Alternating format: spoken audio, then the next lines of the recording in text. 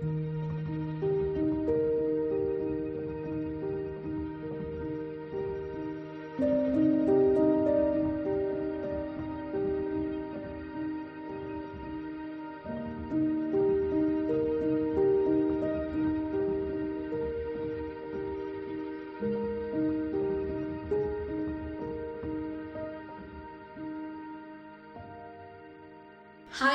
Welcome back to H blogs. ಎಲ್ಲರೂ ಹೇಗಿದ್ದೀರಾ? ಎಲ್ಲರೂ ಚೆನ್ನಾಗಿದ್ದೀರಾ ಅಂತ ಭಾವಿಸ್ತಾ ನಾನು ಕೂಡ ತುಂಬಾ ಚೆನ್ನಾಗಿದ್ದೀನಿ. ಇವತ್ತು ಫ್ರೈಡೇ ಆಗಿರೋದ್ರಿಂದ ಮಾರ್ನಿಂಗ್ ಬೇಗ ಎದ್ಬಿಟ್ಟು ಮನೆ ಕೆಲಸ ಎಲ್ಲ ಮುಗಿಸ್ಕೊಂಡು ದೇವ್ರ ಪೂಜೆ ಕೂಡ ಆಯಿತು. ಸೊ ಈಗ ನೆಕ್ಸ್ಟ್ ನಾನು detox drink with malt and tiffin ಮಾಡಬೇಕು ಅಂತ ಅಂದ್ಕೊಂಡಿದ್ದೀನಿ. ಏನೂ ಪ್ರಿಪ್ರೇಷನ್ ಮಾಡಿಲ್ಲ. ಎದ್ದ ತಕ್ಷಣದೆಲ್ಲ ಕೆಲಸ ಮುಗಿಸ್ಕೊಂಡು ಅದಾದಮೇಲೆ ಸ್ನಾನ ಪೂಜೆ ಅಂತ ಮಾಡ್ತಿದ್ದೆ. ಇವತ್ತು ಯಾಕೋ ಗೊತ್ತಿಲ್ಲ, ಫಸ್ಟು ದೇವ್ರ ಪೂಜೆ ಮಾಡಿಬಿಡೋಣ, ನೆಕ್ಸ್ಟ್ ಆಮೇಲೆ ಬೇರೆ ಕೆಲಸ ಏನೆಲ್ಲ ಇದೆ ಅದನ್ನು ಕಂಪ್ಲೀಟ್ ಮಾಡಬೇಕು ಅಂತ ಅಂದ್ಕೊಂಡಿದ್ದೀನಿ. ಇವತ್ತಿನ ದಿನ ಸ್ವಲ್ಪ ಬ್ಯುಸಿ ಅಂತಲೇ ಅನಿಸಿದೆ ನನಗೆ. ಯಾಕಂದರೆ ನಾಳೆ ಪ್ರೋಗ್ರಾಮ್ ರೈನೆಕ್ಸ್ ಯೋಗ ಸಂಸ್ಥೆಯಿಂದ ನಡೆಸ್ಕೊಡ್ತಿರುವಂಥ ಪ್ರೋಗ್ರಾಮಲ್ಲಿ ಶೇಷಾದ್ರಿಪುರಂ ಕಾಲೇಜಲ್ಲಿ ನಡೀತಿರುವಂಥ ಈ ಪ್ರೋಗ್ರಾಮ್ಗೆ ನಾವು ಒಂದಿಷ್ಟು ಪ್ರಿಪ್ರೇಷನ್ ಮಾಡ್ಕೋಬೇಕು. ಸೊ ನಾಳೆ ಡ್ಯಾನ್ಸ್ ಪ್ರೋಗ್ರಾಮ್ ಇದೆ, ಜೊತೆಗೆ ಆ್ಯಂಕರಿಂಗ್ ಇದೆ, ಮಕ್ಕಳ ಜೊತೆ ಮಾತಾಡಬೇಕಾಗುತ್ತೆ. ಕಾನ್ವರ್ಸೇಷನ್ ಯಾವ ರೀತಿಯಾಗಿರುತ್ತೋ ನನಗೆ ಗೊತ್ತಿಲ್ಲ, ಬಟ್ ಮಾತಾಡಬೇಕು ಅಂತ ಅಂದ್ಕೊಂಡಿದ್ದೀನಿ. ಒಂದು ಕೆಲವೊಂದಿಷ್ಟು ಕಾನ್ಸೆಪ್ಟ್ಗಳನ್ನ ನಾನು ತಗೊಂಡಿದ್ದೀನಿ, ಏನು ಮಾತಾಡಬೇಕು ಏನಿಲ್ಲ ಅಂತಂದು. ಸೊ ಹಾಗಾಗಿ ಒಂಥರ ವಿಡಿಯೋ ಎಲ್ಲ ಮಾಡ್ಕೊಂಡಾಗ ನಮ್ಮ ಪ್ರಿಪ್ರೇಷನ್ ಯಾವ ರೀತಿಯಾಗಿತ್ತು, ಈ ದಿನ ಯಾವ ರೀತಿಯಾಗಿ ಕಳಿತೀವಿ ಅನ್ನೋದ್ರ ಬಗ್ಗೆ ನಾನು ಚಿಕ್ಕದಾಗಿ ವ್ಲಾಗ್ ಮಾಡಬೇಕು ಅಂದ್ಕೊಂಡಿದ್ದೀನಿ. ಯಾರು ಕೂಡ ಮಿಸ್ ಮಾಡಿದೆ ಈ ಒಂದು ವಿಡಿಯೋನ ಫುಲ್ಲಾಗಿ ವಾಚ್ ಮಾಡಿ. ಸ್ಟಿಕ್ಕರ್ ಎಷ್ಟು ಚೆನ್ನಾಗಿ ಕಾಣಿಸುತ್ತೆ, ಸಖತ್ತಾಗಿದೆ ಅಲ್ವಾ? ದೂರದಿಂದ ನೋಡಿದ್ರೆ ಫೋಟೋ ಅನಿಸುತ್ತೆ, ಬಟ್ ಅದು ಸ್ಟಿಕ್ಕರ್ ತುಂಬಾ ಚೆನ್ನಾಗಿದೆ. ಈ ಸ್ಟಿಕ್ಕರ್ ಹಚ್ಚಲಿಕ್ಕಿಂತೂ ನಾನು ನನ್ನ ಹಸ್ಬೆಂಡು ಸಿಕ್ಕಾಬಟ್ಟೆ ಹರಸಾಸನೆ ಮಾಡಿಬಿಟ್ಟಿದ್ದೀವಿ. ಅದನ್ನು ವಿಡಿಯೋನ ಕ್ಯಾಪ್ಚರ್ ಮಾಡ್ಕೊಂಡಿದ್ದೀನಿ, ಅದನ್ನು ಕೂಡ ಆದಷ್ಟು ಬೇಗ ಅಪ್ಲೋಡ್ ಮಾಡ್ತೀನಿ. ಸೊ ಇದು ನಮ್ಮ ಮದುವೆ ಫೋಟೋ, ಅಂದರೆ ಪ್ರೀ ವೆಡ್ಡಿಂಗ್ ಶೂಟಲ್ಲಿ ನಮ್ಮ ತಂಗಿ ನಮಗೆ ಪ್ರೆಸೆಂಟ್ ಮಾಡಿದ್ದಾಳೆ. ಸೊ ಪೂಜೆ ಕೂಡ ಆಯಿತು, ತುಂಬ ಚೆನ್ನಾಗಾಗಿದೆ. ಸೊ ಈಗ ನೆಕ್ಸ್ಟ್ ಹಸ್ಬೆಂಡಿನೋ ಮಲ್ಕೊಂಡಿದ್ದಾರೆ, ಅವರಿಗೆ ಅದೇನೋ 8 hours ನಿದ್ದೆ ಆಗಿಲ್ಲ ಅಂದರೆ ಸಮಾಧಾನ ಆಗಲ್ಲ ಅಂತೆ. ಫೈನ್, ಅದು ನಮ್ಮ ಕೆಲಸ ಏನಿರೋದು ಅದು ನಾವು ಕಂಪ್ಲೀಟ್ ಮಾಡಬೇಕು. ಸೊ ಇದು ಮನೆ ಎಲ್ಲ ಪೇಂಟಿಂಗ್ ಗ್ರೀನ್ ಇರೋದ್ರಿಂದ ನಾವು ಎಷ್ಟೇ ಡೆಕೋರೇಟ್ ಮಾಡಿದ್ರೆ ಅಷ್ಟು ಬ್ಯೂಟಿಫುಲ್ಲಾಗಿ ಕಾಣಲ್ಲ, ಬಟ್ ದೂರದಿಂದ ಓಕೆ. ಬಟ್ ಇಲ್ಲಿ ನೋಡಿ, ವೈಟ್ ಟೈಲ್ಸ್ ಇರೋದ್ರಿಂದ ಫುಲ್ಲು ಚೆಂದ ಕಾಣಿಸುತ್ತೆ. ಇನ್ನೊಂದ್ಸಲ ತೋರಿಸ್ತೀನಿ, ಲೈಟಾಗಿ ತೋರಿಸಿದ್ರೆ ಇನ್ನೂ ತುಂಬ ಚೆನ್ನಾಗಿ ಕಾಣುತ್ತೆ. ನಾನು ಯಾಕೆ ಈ ರೀತಿಯಾಗಿ ಲೈಟ್ ಹಾಕಿದ್ದೀನಿ ಅಂದರೆ, ಈ ಟೈಲ್ಸ್ಗೆ ಇಲ್ಲಿ ಇದೆ ನೋಡಿ, ಇಂಥ ಸ್ಟಿಕ್ಕರು ತಗೊಂಬಂದು ಹಚ್ಚಿದ್ರೆ ಹತ್ತುತ್ತಾನೆ ಇಲ್ಲ ಈ ಕಡೆ, ಈ ಒಂದು ಟೈಲ್ಸಲ್ಲಿ ಇದ್ರ ಮೇಲೆ. ಬಟ್ ಇಲ್ಲಾದರೆ ಹತ್ತುತ್ತೆ, ಮೇಲೆ ಗೋಡೆ ಮೇಲೆ ಆದರೂ ಸಹ ಹತ್ತುತ್ತೆ. ಬಟ್ ಫುಲ್ಲು ಮೇಲೆ ಆಗುತ್ತೆ ಅಂತ ನಾನು ಯೂಸ್ ಮಾಡಿಲ್ಲ. ಯಾರಾದರೂ ಈಗ ಆಲ್ರೆಡಿ ಟೈಲ್ಸ್ಗಳಿಗೆಲ್ಲ ಈ ಥರ ಲೈಟ್ಸ್ ಯೂಸ್ ಮಾಡಿದರೆ ಯಾವ ಥರ ಇಂಥ ಲೈಟ್ಗೆ ಯಾವ ಥರ ಸ್ಟಿಕ್ಕರ್ನ ಯೂಸ್ ಮಾಡೋದು ಅಂತ ಸ್ವಲ್ಪ ಕಮೆಂಟ್ ಮಾಡಿ. ನನಗಂತೂ ಎಷ್ಟು ಪ್ರತಿ ಸೈಡ್ ಹಚ್ತಾನೆ ಇರಬೇಕು, ಯಾಕಂದರೆ ಕೆಲವೊಂದ್ಸಲಿ ಸ್ಟಿಕ್ಕರ್ ಕಿತ್ಕೊಳ್ಳೋಗುತ್ತೆ ನೋಡಿ. ಆ ಲೈಟಲ್ಲಿ ಹಚ್ಚಿದ್ದೀವಿ, ಅದು ಲೈಟಲ್ಲಿ ಆ ಸ್ಟಿಕ್ಕರು ಅಂಟ್ತಾನೆ ಇಲ್ಲ. ಪದೇ ಎಲ್ಲೆಲ್ಲಿ ಬಿಟ್ಕೊಳ್ಳುತ್ತೋ ಅಲ್ಲಿ ನಾನು ಇದು ಮಾಡಿ ಟಚ್ ಮಾಡ್ತಾ ಹೋಗ್ಬೇಕು. ನೋಡಿ, ಇಲ್ಲಿ ಗ್ಯಾಪ್ ಇದೆ, ಇಲ್ಲಿ ಈ ಥರ ಟಚ್ ಮಾಡಬೇಕು. ಸೊ ಗೊತ್ತಿದ್ದವರು ಸ್ವಲ್ಪ ಕಮೆಂಟ್ ಮಾಡಿ ತಿಳಿಸಿ, ಯಾವುದನ್ನು ಟೈಲ್ಸ್ಗೆ ಪರ್ಟಿಕ್ಯುಲರ್ ಇದೇ ಸ್ಟಿಕ್ಕರ್ ಇರುತ್ತಲ್ವ, ಯಾವ ಸ್ಟಿಕ್ಕರ್ನ ಯೂಸ್ ಮಾಡಬೇಕು ಅಂತ ದಯವಿಟ್ಟು ತಿಳಿಸ್ಕೊಡಿ. ಸೊ ಇದಾದಮೇಲೆ ನೆಕ್ಸ್ಟ್ ನಾನೆಲ್ಲ ಪ್ರಿಪೇರ್ ಮಾಡಿಟ್ಟಿದ್ದೀನಿ ಅಂತ ಹೇಳಿದ್ನಲ್ವ. ನೋಡಿ, ಕ್ಯಾರೆಟು, ಬೀಟ್ರೋಟ್, ಕರಿಬೇವು, ಶುಂಠಿನ ಹಾಕಿದ್ದೀನಿ. ಸೊ ಇದ್ರ ಜೊತೆಗೆ ಈಗ ನಾವು ಲೆಮನ್ ಹಾಕ್ಬಿಟ್ಟು ಎಲ್ಲ ಗ್ರೈಂಡ್ ಮಾಡಾದ ನಂತರದಲ್ಲಿ ಸೋಸ್ಬಿಟ್ಟು ಹನಿ ಹಾಕೊಂಡು ಕುಡಿಬೋದು. ರಾ ಆಗಿ ಕುಡಿಬೋದು, ಅದರಲ್ಲಿ ಹೆಚ್ಚಾದಂತಹ ಫೈಬರ್ ಅಂಶ ಇರುತ್ತೆ. ಹಾಗೆ ಕುಡಿಯೋದ್ರಿಂದ ತುಂಬಾ ಅದರಲ್ಲಿ ಒಳ್ಳೆ ಆರೋಗ್ಯಕರವಾದಂತಹ ಫಲಿತಾಂಶನ ಪಡ್ಕೋಬೋದು. ಒಳ್ಳೆ ಫೈಬರ್ ಐಟಮ್ಸ್ ತುಂಬ ಇರುತ್ತೆ ಅದರಲ್ಲಿ, ಫೈಬರ್ ಕಂಟೆಂಟು. ಸೊ ಅದರಿಂದ ಹೆಲ್ತಿಗೆ ಬೆನಿಫಿಟ್ಸ್ ಜಾಸ್ತಿ. ಸೋಸ್ಕೊಂಡು ಕುಡಿಯೋದಕ್ಕಿಂತ ಹಾಗೆ ಕುಡಿಯೋದು ತುಂಬ ಒಳ್ಳೆಯದು. ಆದರೆ ನಿಮಗೆ ಹೇಗಿಷ್ಟನೋ ಹಾಗೆ ಕುಡಿದ್ರೆ ಒಳ್ಳೆಯದು. ಆದರೆ ಮಾಡಿಕೊಂಡು ಅಷ್ಟೆಲ್ಲ ಕಷ್ಟಪಟ್ಟು ಮಾಡ್ಕೊಂಡಿರ್ತೀರ, ಬಟ್ ಕುಡ್ದೇ ಹಾಗೆ ಅಂದರೆ ಸೋಸ್ಕೊಂಡು ಕುಡಿದ್ರೆ ತುಂಬಾ ಸ್ಟಾರ್ಟಿಂಗ್ ಟೈಮಲ್ಲಿ ಇಷ್ಟ ಆಗುತ್ತೆ. ಆಮೇಲೆ ನೀವು ಹಾಗೆ ಕುಡಿಬೇಕು ಅಂದರೆ ಹಾಗೆ ಕುಡಿಬೋದು. ಇದಾದಮೇಲೆ ರೆಡಿ ಮಾಡಿಕೊಂಡೆ, ಲೆಮನ್ ಕೂಡ ಹಾಕ್ಬಿಟ್ಟು ಗ್ರೈಂಡ್ ಮಾಡಲಿಕ್ಕೆ ನಾನು ರೆಡಿ ಮಾಡಿಕೊಂಡೆ. ಗ್ರೈಂಡ್ ಕೂಡ ಮಾಡಿಕೊಂಡು ನಾನು ಹೇಳಿದ್ನಲ್ವ ಸೋಸ್ಕೊಂಡೆ ಕುಡಿಯೋದು ನಾನು ಅಂತ, ಫೈನಲಾಗಿ ಸೋಸ್ಕೊಂಡು ಕುಡಿದೆ. ಅದಕ್ಕೆ ಪುದೀನ ಕೂಡ ಆ್ಯಡ್ ಮಾಡಿದ್ನಲ್ಲ, ಫುಲ್ಲು ಅಂದರೆ ಗ್ರೀನರಿ ಏನಿರಲಿಲ್ಲ. ಬೀಟ್ರೋಟ್ ಹಾಕಿರೋದ್ರಿಂದ ಸ್ವಲ್ಪ ಈ ಕಲರ್ ಬಂದಿದೆ. ಎಷ್ಟು ಚೆನ್ನಾಗಿದೆ ನೋಡಿ, ತುಂಬಾ ಟೇಸ್ಟಿಯಾಗಿತ್ತು. ಮಾರ್ನಿಂಗ್ ಟೈಮಲ್ಲಿ ನಾವು ಜಂಕ್ಸ್ ಫುಡ್ ತಿನ್ನೋದಾಗಿರ್ಬೋದು ಅಥವಾ ಕರ್ದಿದ್ದು ಏನಾದರೂ ತಿನ್ನೋದಕ್ಕಿಂತ ಹೆಲ್ದಿಯಾಗಿ ಈ ಥರ ಕುಡಿಯೋದು ತುಂಬಾ ಒಳ್ಳೆಯದು. ಟೀ ಕಾಫಿ ಅಂತಂದು ಫಸ್ಟ್ ಬಿಡಿ, ಬಟ್ ನನಗೂ ಅದು ಕ್ರೇವಿಂಗ್ ಇತ್ತು, ಟೀ ತುಂಬ ಕ್ರೇವಿಂಗ್ ತುಂಬ ಇತ್ತು. ಈಗ ಕಡಿಮೆ ಮಾಡ್ಕೊಂಡಿದ್ದೀನಿ, ದಿನಕ್ಕೆ ಒಂದು 5 ರಿಂದ 6 ಸರಿ ಕುಡಿತಾ ಇದ್ದೆ, ಈಗ ವಾರಕ್ಕೆ 1 ಸರಿ ಕುಡಿತಾ ಇದ್ದೀನಿ. ಕಾಫಿದು ಕ್ರೇವಿಂಗ್ ಜಾಸ್ತಿ ಆಗ್ತಿದೆ, ಅದು ಕೂಡ ವಾರಕ್ಕೆ 2 ಸರಿ ಕುಡಿತೀನಿ. ಆದರೆ ಮಾರ್ನಿಂಗ್ ಟೈಮಲ್ಲಿ ಕುಡಿಯಲ್ಲ, ಈವ್ನಿಂಗ್ ಟೈಮಲ್ಲಿ ಅಥವಾ ಆಫ್ಟರ್ನೂನ್ ದಿನ ತಲೆನೋವ್ತಾಯಿತ್ತು ಅಂದಾಗ ಮಾತ್ರ ಕುಡಿತೀನಿ. ಅದರ್ವೈಸ್ ನಾನು ಕುಡಿಯಲ್ಲ. ಜಾಸ್ತಿ ಫೋಕಸ್ ಮಾಡೋದು ನನ್ನ ಮಾಲ್ಟಿಗೆ, ಡಿಟಾಕ್ಸ್ ಡ್ರಿಂಕ್ಗಳಿಗೆ, ಸ್ಮೂತೀಸ್ಗೆ ಅಷ್ಟೇ. ಅದಾದಮೇಲೆ ನಾನು ಏನು ತಿಂಡಿ ಮಾಡೋದು ಅಂದ್ಕೊಳ್ತಾ ಇದ್ದೆ. ಅದಕ್ಕಿಂತ ಮುಂಚೆ ಮಾಲ್ಟ್ ಮಾಡಬೇಕಲ್ವ, ಮಾಲ್ಟ್ ಕೂಡ ಪ್ರಿಪ್ರೇಷನ್ ಮಾಡಿ ಇಟ್ಕೊಂಡೆ. ಅದು ಸ್ವಲ್ಪ ತಣ್ಣಗಾಗಬೇಕು, ಬಿಸಿ ಬಿಸಿದು ಕುಡಿಯೋಂಗಾಗಲ್ಲ. ಬಟ್ ನಾನು ಡಿಟಾಕ್ಸ್ ಕುಡ್ದಾದ ನಂತರದಲ್ಲಿ 1 ಅವರ್ ಗ್ಯಾಪ್ ಇರುತ್ತಲ್ಲ, ಆ 1 ಅವರ್ ಗ್ಯಾಪಲ್ಲಿ ನಾನು ಮಾಲ್ಟ್ ರೆಡಿ ಮಾಡಿಕೊಂಡು ಆಮೇಲೆ ಟಿಫನ್ಗೆಲ್ಲ ಪ್ರಿಪ್ರೇಷನ್ ಮಾಡ್ಕೊತಾ ಇದ್ದೆ. ಇನ್ನು ಅವಲಕ್ಕಿ ಮಾಡೋದು ಎಲ್ಲರಿಗೂ ಸಾಧಾರಣವಾಗಿ ಎಲ್ಲರ ಮನೆಯಲ್ಲೂ ಅವಲಕ್ಕಿ ಮಾಡೇ ಮಾಡ್ತಾರೆ.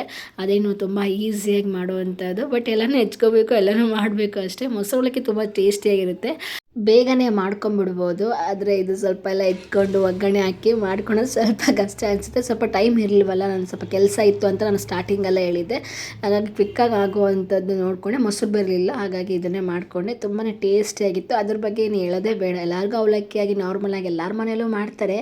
ಕೆಲವೊಂದು ಹೆಲ್ದಿ ರೆಸಿಪೀಸ್ ಆಗಿರ್ಬೋದು, ಡಯಟ್ ಫುಡ್ಗಳನ್ನು ಮಾಡಲಿಕ್ಕೆ ಗೊತ್ತಾಗಲ್ಲ ಅಂಥವನ್ನ ಮಾತ್ರ ನಾನು ತೋರಿಸ್ಕೊಡ್ತೀನಿ. ಇದೇನು ಅವಲಕ್ಕಿನ ಅದನ್ನು ಹೇಳೋದು ಬೇಡ ಅಂದ್ಕೊಂಡೆ. ಇನ್ನು ಅವಲಕ್ಕಿಗೆ ನಾನು ಕೊಬ್ಬರಿ ಬಳಸ್ತಾ ಇದ್ದೀನಿ. ನಮ್ಮ ಕಡೆ ಎಲ್ಲ ತವ್ರ ಮನೆ ಕಡೆ ಎಲ್ಲ ಕೊಬ್ಬರಿ ಏನೂ ಬಳಸಲ್ಲ. ನನ್ನ ಗಂಡನ ಮನೇಲಿ ಬಂದಮೇಲೆ ನಮ್ಮ ಮನೆಯವ್ರು ಹೇಳ್ತಾರೆ ಕೊಬ್ಬರಿ ಬಳಸಿದ್ರೆ ತುಂಬ ಟೇಸ್ಟಿ ಆಗುತ್ತೆ ಅಡುಗೆ ಅಂತ ಹೇಳ್ತಾರೆ. ಅದು ನಿಜಾನೇ ಅಂದ್ಕೊಂಡು ನಾನು ಕೂಡ ಕೊಬ್ಬರಿನೆಲ್ಲ ಬಳಸಿದೆ. ತುಂಬಾ ಚೆನ್ನಾಗಿರುತ್ತೆ. ಅದೇನೋ ಗೊತ್ತಿಲ್ಲ, ಸ್ವಲ್ಪ ಜಾಸ್ತಿ ಆಗಿಬಿಟ್ಟಿತ್ತು ಕ್ವಾಂಟಿಟಿ ಜಾಸ್ತಿ ಆಗಿರೋದ್ರಿಂದ. ಬಟ್ ನಾವು ಸಾಯಂಕಾಲಕ್ಕೆ ಅದನ್ನೇ ತಿನ್ಕೊಂಡ್ವಿ, ಮತ್ತೇನು ವೇಸ್ಟ್ ಮಾಡೋದು ಬೇಡ ಅಂತಂದು ಇಬ್ಬರೇ ಇರೋದ್ರಿಂದ ನಾನು 3 ಜನಕ್ಕೆ ಆಗೋಷ್ಟು ಮಾಡಿಬಿಟ್ಟಿದ್ದೆ. ಅದೇನೋ ಗೊತ್ತಿಲ್ಲ, ಉಪ್ಪಿಟ್ಟು ಅವಲಕ್ಕಿ ಮಾಡುವಾಗ ಅಳ್ತೇನೆ ಗೊತ್ತಾಗಲ್ಲ. ಸೊ ಅದನ್ನು ಕೂಡ ರೆಡಿ ಮಾಡಿ ಇಟ್ಕೊಂಡೆ. ಅಷ್ಟೊತ್ತಿಗೆ 1 ಅವರ್ ಆಗೋಯಿತು, ಹೊಟ್ಟೆ ಬೇರೆ ಹಸಿತಾಯಿತು. ಮಾಲ್ಟ್ ಕೂಡ ಪ್ರಿಪ್ರೇಷನ್ ಮಾಡಿಕೊಂಡು ಅದನ್ನು ಸಹ ಕುಡ್ಕೋತಾ ಕುತ್ಕೊಂಡಿದ್ದೆ. ಕರ್ಬಾಲು ಬುಕ್ ತೊಗೊಂಬಂದಿದ್ದೆ, KP ಪೂರ್ಣಚಂದ್ರ ತೇಜಸ್ವಿ ಅವ್ರದ್ದು. ತುಂಬಾ ಚೆನ್ನಾಗಿದೆ, ಇಂಟ್ರೆಸ್ಟಿಂಗ್ ಆಗಿತ್ತು. ಹಾಗೆ ನೋಡ್ತಾನೆ ಕುಡ್ಕೊತಾನೆ ಓದ್ತಾ ಇದ್ದೆ, ಹಾಗೆ ಒಂದು ಪೇಜು. ಹಾಗೆ ಅಲ್ಲಿ ಪಕ್ಕದ ಮನೆ ಅಂದರೆ ನಮ್ಮ ವಿಂಡ ಇದೆ ಅಲ್ವಾ, ಆ ಕಡೆ ಒಂದು ಮಗುನ ಎತ್ಕೊಂಡು ಮುದ್ದಾಡ್ತಾಯಿದ್ರು. ಅದು ನೋಡಿ ನನಗೆ ಎಷ್ಟು ಖುಷಿ ಆಗ್ತಿತ್ತು ಅಂದರೆ, ನಮ್ಮನೆಗೆ ಯಾವಾಗ ಪುಟ್ಟ ಮಗು ಬರುತ್ತೆ ಅಂತ ಅನ್ನಿಸ್ತಾ ಇತ್ತು. ಇಷ್ಟೊತ್ತಿಗೆ ನಾನು ಡೆಲಿವರಿ ಆಗಿದ್ದರೆ ಇಷ್ಟೊತ್ತಿಗೆ 1 ಮಂತ್ ಆಗೋಗ್ಬಿಟ್ಟಿರೋದು. ಬಟ್ ಅಬೋಸ್ಟ್ ಆಗಿರೋದ್ರಿಂದ ಸ್ವಲ್ಪ ಪ್ರಾಬ್ಲಮ್ ಅಷ್ಟೇ. ಡಾಕ್ಟ್ರು ಕೂಡ ರೆಸ್ಟ್ ಹೇಳಿದ್ದಾರೆ. ಸೊ ಅದಾದಮೇಲೆ ನಮ್ಮ ಮನೆಗೆ ಒಂದು ಪುಟ್ಟ ಮಗು ಬರಲಿ ಅಂತ ನಾನು ದೇವರಲ್ಲಿ ಬೇಡ್ಕೋತೀನಿ. ಆ ಮಗು ನೋಡಿದ ತಕ್ಷಣ ಎಷ್ಟು ಖುಷಿ ಆಗ್ತಿತ್ತು ಅಂದರೆ, ನಾನು ಎಷ್ಟು ಚೆನ್ನಾಗಿ ಮುದ್ದು ಮಾಡ್ತಾಯಿದ್ರು. ನಾನಿಂತೂ ಕದ್ದು ನೋಡ್ತಾ ಇದ್ದೀನಿ ಆ ಮಗುನ, ಎಷ್ಟು ಕ್ಯೂಟಾಗಿದೆ ಅಲ್ವಾ ಅಂತ. ಅದೇ ಎಳೆ ಬಿಸಿಲಿಗೆ ಹೊರಗಡೆ ತೊಗೊಂಬಂದು ನಿಲ್ಲಿಸಿದ್ರು. ಸೊ ಇದಾದಮೇಲೆ ಎಲ್ಲ ಕೆಲಸ ಮುಗಿಸ್ಕೊಂಡು ರೆಡಿಯಾಗಿ ನಾವು ಕೂಡ ಕಾಲೇಜ್ಗೆ ಹೋಗ್ಬಿಟ್ಟು, ಅಲ್ಲಿ ಅಣ್ಣ ಕೂಡ ವರ್ಕ್ ಮಾಡ್ತಾಯಿದ್ದಾರೆ, ಏನೇನು ಪ್ರಿಪ್ರೇಷನ್ ಬೇಕು ಅಂತ. ನಾವು ಕೂಡ ಸ್ವಲ್ಪ ತಿದ್ದುಬಿಟ್ಟು ಅವ್ರ ಹತ್ರ ಎಲ್ಲ ಹೇಳಿ ಬೇರೆಯವ್ರನ್ನ ಕರೆಸಿದ್ರು. ಅವ್ರಿಗೆಲ್ಲ ರಿಜಿಸ್ಟ್ರೇಷನ್ ಯಾವ ರೀತಿ ಮಾಡೋದು ಅಂತಂದು ಅವ್ರಿಗೆಲ್ಲ ಹೇಳ್ಬಿಟ್ಟು ನೆಕ್ಸ್ಟ್ ಅಕ್ಕನ ಜೊತೆಗೆ ಗಾಡೀಲಿ ಬಂದ್ವಿ. ಬಂದ ತಕ್ಷಣ ಅವ್ರ ಮನೆಗೆ ವೆಲ್ಕಮ್ ಮಾಡಿದ್ದು. ಅವ್ರ ಮನೇಲಿ ಇದ್ದಂಥ ಕ್ಯಾಟ್ ಅದು ಎಷ್ಟು ಕ್ಯೂಟಾಗಿತ್ತು ಅಂದರೆ ನಾನು ಬಿಡ್ತಾನೆ ಇಲ್ಲ, ನನ್ನ ಮೇಲೆ ಕೂತ್ಕೊತಾ ಇದ್ದೆ. ಸೊ ಇವಾಗ ನಾವು ಅಕ್ಕನ ಮನೆಯಲ್ಲಿ ಬಂದು ಆಲ್ಮೋಸ್ಟ್ 2 ಅವರ್ ಆಗೋಗ್ಬಿಟ್ಟಿದೆ. ಸೊ ಸ್ಕ್ರಿಪ್ಟ್ ಎಲ್ಲ ರೆಡಿ ಆಯಿತು. ನಾಳೆ ಆ್ಯಂಕರಿಂಗ್ ವೆಲ್ಕಮ್ ಸ್ಕ್ರಿಪ್ಟಿಂಗ್ ಅಕ್ಕಗೆ ಸ್ವಲ್ಪ ಬರ್ಕೊಟ್ಟಿದ್ದೀನಿ. ನನಗೆ ಗೊತ್ತಿರೋ ಅಷ್ಟು ನಾನು ಬರೆದಿಟ್ಟಿದ್ದೀನಿ. ಇನ್ನೂ ಸ್ವಲ್ಪ ಆ್ಯಡ್ ಮಾಡ್ಕೊತಾರೆ ಅಂತ ಹೇಳಿದ್ದಾರೆ ಅಕ್ಕ, ಮಾಡ್ಕೊಳ್ಳಿ. ಅವರು ಸ್ವಲ್ಪ ಫುಲ್ಲು ಇಂಗ್ಲೀಷಲ್ಲಿ ಪರ್ಫೆಕ್ಟ್ ಇದ್ದಾರೆ. ಬಟ್ ಅಲ್ಲಿ ಕೆಲವೊಂದಿಷ್ಟು ಕನ್ನಡನ ಬಳಸಬೇಕಾಗುತ್ತೆ. ಹಾಗಾಗಿ ನನಗೆ ಗೊತ್ತಿರೋದಷ್ಟು ನಾನು ಸ್ಕ್ರಿಪ್ಟಲ್ಲಿ ಬರೆದಿಟ್ಟಿದ್ದೀನಿ. ನಾನೇ ಆ್ಯಂಕರಿಂಗ್ ಮಾಡಬೇಕು ಅಂತ ಅನಿಸ್ತಿದ್ದೆ, ಬಟ್ ಅಕ್ಕಾಗೆ ಅದು ಮಾಡಬೇಕು ಅಂತಂದು ತುಂಬ ಇಷ್ಟ ಅಂತ ಹೇಳಿದರು. ಸೊ ಅವರು ಮಾಡ್ತೀನಿ ಅಂದರು. ಫಸ್ಟ್ ನನಗೆ ಅವ್ರು ಹೇಳಿದರು ಮಾಡಿ ಅಂತ. ಆದರೆ ನಾನು ಅವ್ರಿಗೆ ಫಸ್ಟ್ ಏನು ಕೇಳಿದ್ರೆ, ಏನಾದರೂ ಡ್ಯಾನ್ಸ್ ಮಾಡ್ತಾರೆ ಕೇಳಪ್ಪ ಅಂದರು. ಬಟ್ ಯಾವ ಥರ ಡ್ಯಾನ್ಸ್ ಅಕ್ಕ ಅಂದರೆ, ಅದೇ ಈಗ ದೇವ್ರ ಸಾಂಗಿಗೆ ಅಂತ ಹೇಳಿದ್ರು. ಅದಕ್ಕೆ ನಾನೇ ಮಾಡ್ತೀನಿ ತಗೊಳ್ಳಿ ಭರತನಾಟ್ಯಮ್ ಅಂತ ಹೇಳಿದ್ರೆ ಸರಿ ಅಂತ ಹೇಳಿದ್ರು. ಮತ್ತು ಆ್ಯಂಕರಿಂಗು ಮಾಡಬೇಕಲ್ಲಪ್ಪ, ಅದೇ ಅಕ್ಕ ಡ್ರೆಸ್ ಎಲ್ಲ ಹಾಕ್ಕೊಂಡ್ರೆ ಅದು ಮಾಡ್ಲಿಕ್ಕೆ ಸರಿ ಅನಿಸಲ್ಲ ಅಂದರೆ, ಅದಕ್ಕೆ ಸರಿ ನಾನೇ ಮಾಡ್ತೀನಿ ಅಂತ ಅಂದರು. ಓಕೆ ಅಂದ್ಕೊಂಡು ಫೈನಲಾಗಿ ಎಷ್ಟೋ 4-5 ಪೇಜ್ ಬರೆದು ಮಾಡಿ ಫೈನಲಾಗಿ ಈ ಸ್ಕ್ರಿಪ್ಟ್ ರೆಡಿ ಆಗಿದೆ. ಸ್ಕ್ರಿಪ್ಟನ್ನ ರೆಡಿ ಆಯಿತು. ಅಕ್ಕನೂ ಕೂಡ ಒಂದು ಸ್ವಲ್ಪ ಪ್ರಿಪ್ರೇಷನ್ ಆಗಿದ್ದಾರೆ. ಬಟ್ ನಿತಿನ್ ಅಣ್ಣ ಅವರು ಬರಬೇಕು. ಅವ್ರು ಬಂದಮೇಲೆ ಫುಲ್ಲು ಅದನ್ನು ಸ್ವಲ್ಪ ಕೆಲವೊಂದಿಷ್ಟನ್ನ ಕರೆಕ್ಷನ್ ಮಾಡಿಬಿಟ್ಟು ಅವರು ಫೈನಲೈಸೇಷನ್ ಮಾಡ್ತಾರೆ. ಅದಾದಮೇಲೆ ಅಕ್ಕ ಫುಲ್ ಪ್ರಿಪೇರ್ ಆಗಿಬಿಟ್ಟು ನಾಳೆ ಸ್ಟೇಜ್ ಮೇಲೆ ವೆಲ್ಕಮ್ ಸ್ಪೀಚ್ ಮಾಡ್ತಾರೆ. ಸೊ ಅದಾದಮೇಲೆ ನಂದು ಕೂಡ ಡ್ಯಾನ್ಸ್ ಇರುತ್ತೆ. ಅದಾದಮೇಲೆ ಗೆಸ್ಟಿಗೆ ಎಲ್ಲ ಇನ್ವೈಟ್ ಮಾಡಿದ್ರೆ ಫೈನಲಾಗಿ ಅವ್ರಿಗೂ ಕೂಡ ಸನ್ಮಾನ ಮುಗಿಸಿ ಅದಾದಮೇಲೆ ನಮ್ಮದು ಆಡಿಷನ್ನ ತೊಗೊಳ್ತೀವಿ. ಸೊ ನಾಳೆದಕ್ಕೆ ಇವತ್ತೇ ಸಿಕ್ಕಾಪಟ್ಟೆ ಭಯ ಆಗ್ತಾಯಿದೆ, ಏನಾಗುತ್ತೆ ಏನೋ ಅಂತ. ಬಟ್ ಐ ಹೋಪ್ ಎಲ್ಲ ತುಂಬ ಚೆನ್ನಾಗಿ ಆಗುತ್ತೆ ಅನ್ನೋದು ತುಂಬ ನಂಬಿಕೆ ಇದೆ. ಅಕ್ಕನೂ ಕೂಡ ಹಾಗೆ ಅಂದ್ಕೊಂಡಿದ್ದಾರೆ. ಒಂದು ಟೀಮ್ ಇದ್ದಾಗ ಏನು ಬೇಕಾದರೂ ಮಾಡ್ಬೋದು. ಅದು ಕೂಡ ಒಬ್ಬರ ಕೈಯಲ್ಲಿ ಆಗದೆ ಇರೋದು ಒಂದು ಟೀಮ್ ಇದ್ದಾಗ ಅದು ತುಂಬಾ ಚೆನ್ನಾಗಿ ಮುಂದೆ ಹೋಗುತ್ತೆ. ಅದು ನನಗೆ ತುಂಬ ಈಗ ಅನುಭವ ಆಗ್ತಾ ಇದೆ. ಸೊ ನಾನು ಒಬ್ಬಳೇ ಇದ್ದಾಗ ಮಾಡ್ತಾಯಿದ್ದೀನಿ ಕೆಲವೊಂದು ಕೆಲಸಗಳು ಅಷ್ಟು ನನಗೆ ಕೈ ಹಿಡಿತಿರಲಿಲ್ಲ. ಈಗ ಒಂದು ಸ್ವಲ್ಪ ಬ್ರೈನೆಕ್ಸ್ ಯೋಗ ಟೀಮ್ ಜೊತೆಗೆ ಸೇರ್ಕೊಂಡಿದ್ದೀನಿ. ತುಂಬ ಖುಷಿ ಆಗ್ತಿದೆ. ಮುಂದೆ ಹೇಗೋ ಏನೋ ಗೊತ್ತಿಲ್ಲ, ಇದೊಂಥರ ಪ್ಯಾನ್ ಇಂಡಿಯಾ ಆಗೋ ಎಲ್ಲ ಒಂದು ಮೂಮೆಂಟ್ ಕಾಣಿಸ್ತಾ ಇದೆ. ಹಾಗಾಗಿ ನಾನು ಫ್ಯೂಚರ್ ಇರುವಂತಹ ಕೆಲಸಗಳಿಗೆ ಸೇರಬೇಕು ಅಂದ್ಕೊಂಡು ಈ ಒಂದು ಫೀಲ್ಡ್ಗೆ ಬಂದಿದ್ದೀನಿ. ನೋಡೋಣ ಮುಂದೆ ಏನಾಗುತ್ತೆ ಅಂತ. ಬಟ್ ನಾಳೆ ಫಸ್ಟ್ ಈವೆಂಟ್ ಇಡೀ ಕರ್ನಾಟಕದಲ್ಲಿ ಬೆಂಗಳೂರಲ್ಲಿ ಫಸ್ಟ್ ಈವೆಂಟ್ ನಡೀತಾ ಇದೆ. ಆ ಈವೆಂಟ್ ಪ್ರಿಪ್ರೇಷನ್ ಇವಾಗ ಜೋರಾಗಿದೆ. ಬಟ್ ಎಲ್ಲನೂ ಸಹ ತುಂಬ ಚೆನ್ನಾಗಿ ಆಗ್ತಾ ಇದೆ. ನಾಳೆ ಎಲ್ಲ ಮುಗಿದ್ಮೇಲೆ ಆಡಿಷನ್ ಆದಮೇಲೆ ಏನಾಗುತ್ತೋ ಗೊತ್ತಿಲ್ಲ. ಅಲ್ಲಿರುವಂಥ ಪ್ರಿನ್ಸಿಪಾಲ್ಸ್, ಚೇರ್ಮ್ಯಾನ್, ಟೀಚರ್ಸ್ಗಳು ಏನು ಹೇಳ್ತಾರೆ ಅಂತಲೂ ಕಾದು ನೋಡಬೇಕು. ಅದರಲ್ಲಿ ಮೇಯ್ನಾಗಿ ಸ್ಟೂಡೆಂಟ್ಸ್ಗಳು ಯಾವ ರೀತಿಯಾಗಿ ರೆಸ್ಪಾನ್ಸ್ ಮಾಡ್ತಾರೆ ಅನ್ನೋದನ್ನ ನಾವು ನೋಡಬೇಕಾಗಿದೆ. ಅಲ್ಲಿವರೆಗೂ ನಾವು ವೇಟ್ ಮಾಡಬೇಕು. ನಮ್ಮ ಪ್ರಿಪ್ರೇಷನ್ ಏನಿದೆ ಅದನ್ನು ನಾವು 100% ಕೊಟ್ಟಾಗ ಮಾತ್ರ ಅಲ್ಲಿಂದ ರಿಸಲ್ಟ್ ಬರುತ್ತೆ. ಸೊ ಹಾಗಾಗಿ ಊಟ ತಿಂಡಿ ಏನೂ ಮಾಡ್ದೇ ಕೂತ್ಕೊಂಡಿವಿ. ಮಾರ್ನಿಂಗ್ ಒಂದು ಸ್ವಲ್ಪ ಲೈಟಾಗಿ ತಿನ್ಕೊಂಬಂದಿದ್ದೆ. ಅದರ್ವೈಸ್ ಈಗ ಅಕ್ಕನೂ ಕೂಡ ಪಾಪ ಅವರು ಹೋಟೆಲ್ಗೆ ಹೋಗಿ ಅವರು ಫುಲ್ ಬ್ಯುಸಿಯಾಗಿರೋದ್ರಿಂದ ಅವರು ಹೋಟೆಲ್ಗೆ ಹೋಗ್ಬಿಟ್ಟು ಸಾಂಬಾರು ತೊಗೊಂಬರ್ತಿದ್ದಾರೆ. ಊಟ ತೊಗೊಂಬರ್ತೀನಿ ಅಂದರು. ಊಟ ಏನು ಬೇಡಕ್ಕ, ಸುಮ್ಮನೆ ದುಡ್ಡು ಬೆಸ್ಟು, ಈಗ ಮನೇಲಿ ರೈಸ್ ಮಾಡ್ಕೊಳ್ಳೋಣ, ಜಸ್ಟ್ ಸಾಂಬಾರನ್ನು ತೊಗೊಂಬನ್ನಿ ಅಂತ ಅಂದೆ. ಫೈನಲಾಗಿ ಸ್ಕ್ರಿಪ್ಟ್ ರೆಡಿ ಆಗಿದೆ. ನಾನು ಕೂಡ ಈಗ ಪ್ರಾಕ್ಟೀಸ್ ಮಾಡಲಿಕ್ಕೆ ಸ್ಟಾರ್ಟ್ ಮಾಡಬೇಕು ಭರತನಾಟ್ಯಮು. ಅಕ್ಕ ಕೂಡ ಹೊರಗಡೆ ಹೋಗಿದ್ದಾರೆ. ಅಕ್ಕ ಬಂದಮೇಲೆ ಅವರು ಏನು ಹೇಳ್ತಾರೆ, ಅವರ ಒಂದು ಎಕ್ಸ್ಪೀರಿಯನ್ಸ್ನ ಕೇಳೋಣ. ನಾನು ಮಾತಾಡೋದ್ಮೇಲೆ ಅಕ್ಕ ಕೂಡ ಬಂದರು. ಅವ್ರ ಜೊತೆ ಎಲ್ಲ ಮಾತಾಡ್ತಾ ಅಕ್ಕ ಫುಲ್ ಸುಸ್ತಾಗಿದೆ. ಅದ್ರ ಬಗ್ಗೆ ಮಾತಾಡ್ತಾರೆ. ನಾನು ಅವ್ರ ಜೊತೆ ಮಾತಾಡ್ಸೋದೇ ಮರ್ತೋಗ್ಬಿಡ್ತು. ಅದಾದಮೇಲೆ ಮತ್ತೆ ಮನೆಗೆ ಬಂದು ನೆನೆಸ್ಕೊಂಡೆ.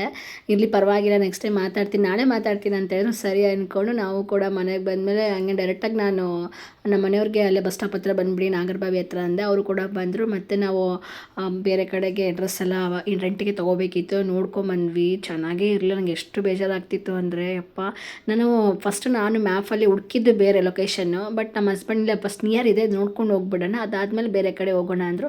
ಸರಿ ಅಂದ್ಕೊಂಡು ನನಗೆ ಸಿಕ್ಕಾಬಟ್ಟೆ ಬೇಜಾರಾಗ್ತಿತ್ತು. ಚೆನ್ನಾಗೇ ಇರಲಿಲ್ಲ ಅಷ್ಟಾಗಿ. ಬಟ್ ನನ್ನ ಮುಖದಲ್ಲೇ ನೋಡ್ತಾ ಇರ್ಬೋದು ಯಾವ ಥರ ಅನ್ನಿಸ್ತಾ ಇದೆ ಅಂದರೆ, ನಾನು ಏನೇನೋ ಅಂದ್ಕೊಂಡು ಎಕ್ಸ್ಪೆಕ್ಟ್ ಮಾಡಿದ್ದೆ, ಇದೇನು ಈ ಥರ ಆಗ್ತಾಯಿದೆ. ಅಳಲೇ ಬರ್ತಾ ಇತ್ತು. ಯಾಕಂದರೆ ಒಂದು ಡ್ಯಾನ್ಸ್ ಮಾಡಬೇಕು, ಒಬ್ಬ ಭರತನಾಟ್ಯಮ್ ಆಗಿರ್ಬೋದು, ಯಾರೇ ಒಬ್ಬರು ಡ್ಯಾನ್ಸರ್ಸ್ಗಳಿಗೆ ಕಾಸ್ಟ್ಯೂಮ್ಸ್ ಅನ್ನೋದು ತುಂಬಾ ಕಂಫರ್ಟಾಗಿರಬೇಕು, ಜೊತೆಗೆ ಅಷ್ಟೇ ಚೆನ್ನಾಗಿ ಲುಕ್ ಇರಬೇಕು. ಬಟ್ ಇದು ಅಷ್ಟು ಚೆನ್ನಾಗಿರ್ತಿರಲಿಲ್ಲ. ಏನೋ ಒಂಥರ ಮನಸ್ಸಿಗೆ ಬೇಜಾರಾಗ್ತಿತ್ತು.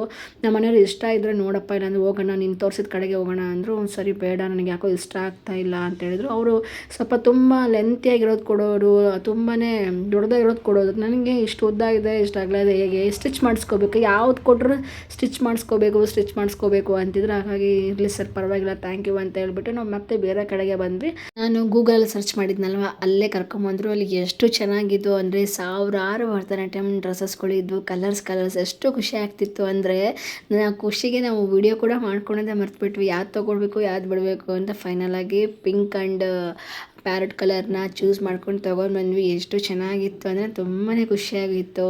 ಸಿಕ್ಕಾಬಟ್ಟೆ ಅದು ಹೇಳಲಿಕ್ಕಾಗಲ್ಲ. ನಾಳೆ ವೀಡಿಯೋದಲ್ಲಿ ನಾನು ಅಪ್ಲೋಡ್ ಮಾಡ್ತೀನಿ ಯಾವ ರೀತಿಯಾಗಿತ್ತು ಅಂತ. ಸೊ ಡ್ರೆಸ್ ಕೂಡ ತೊಗೊಂಡು ಭರತನಾಟ್ಯಮ್ ಕ್ಲಾಸ್ ಕೂಡ ಇತ್ತು.